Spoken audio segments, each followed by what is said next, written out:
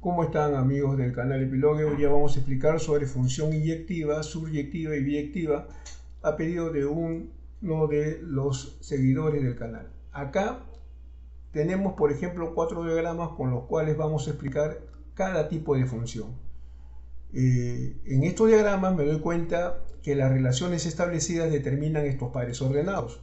Por ejemplo, tenemos el 1 con el 5, el 2 con el 5, el 3 con el 9. Voy a empezar con este diagrama.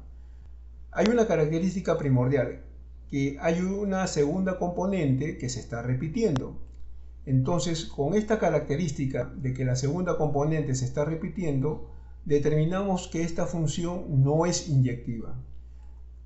Sale a conclusión entonces que para que sí lo sea, la segunda componente no se debe repetir. Entonces, en este caso estamos frente a una función que no es inyectiva. Igual sucede con este diagrama de acá. Acá el 9 se está repitiendo, ¿no? Dentro de todos los pares ordenados que se han formado en esta función, acá el 9 se está repitiendo. Por lo tanto, tampoco es inyectiva. Acá tampoco es inyectiva. En este tercer diagrama, los pares ordenados obtenidos son el 1 con el 5 y el 3 con el 9. Las segundas componentes son diferentes, entonces sí estamos frente a una función inyectiva. Acá sí es inyectiva la función.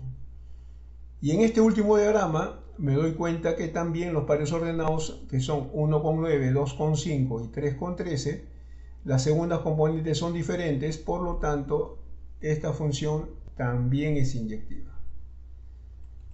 Con eso concluimos, ¿no?, que para que una función sea inyectiva, y determinamos mediante los pares ordenados que la segunda componente no se debe repetir.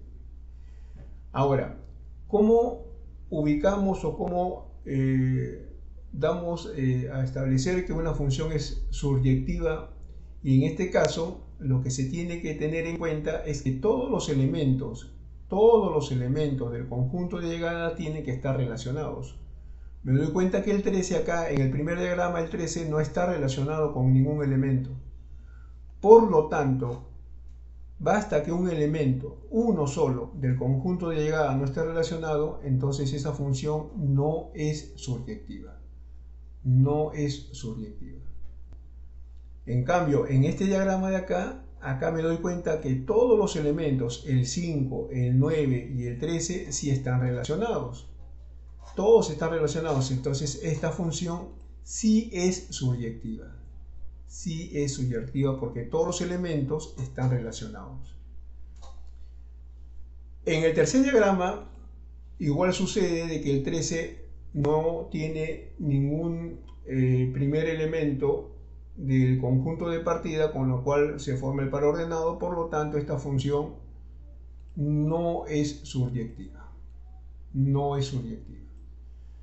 En cambio, en este último conjunto me doy cuenta que todos los elementos tienen su preimagen, o sea, están relacionados con elementos del conjunto de partida, todos, el 5, el 9 y el 13. Por lo tanto, esta de aquí, este diagrama, sí determina una función que es suryectiva. Sí es suryectiva.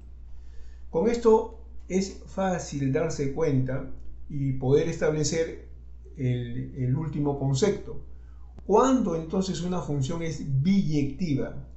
Una función será biyectiva si cumple con las dos características antes mencionadas, o sea, si es inyectiva y si es suryectiva al mismo tiempo. Me doy cuenta que en el primer caso acá, en este caso que tenemos inicialmente, no es inyectiva, no es suryectiva y por lo tanto tampoco será biyectiva. En el siguiente ejemplo me doy cuenta que no es inyectiva, pero sí es suryectiva, pero hemos dicho que tiene que cumplirse con las dos características. Entonces acá tampoco será una función biyectiva. En el siguiente, sí es inyectiva, pero no es suryectiva.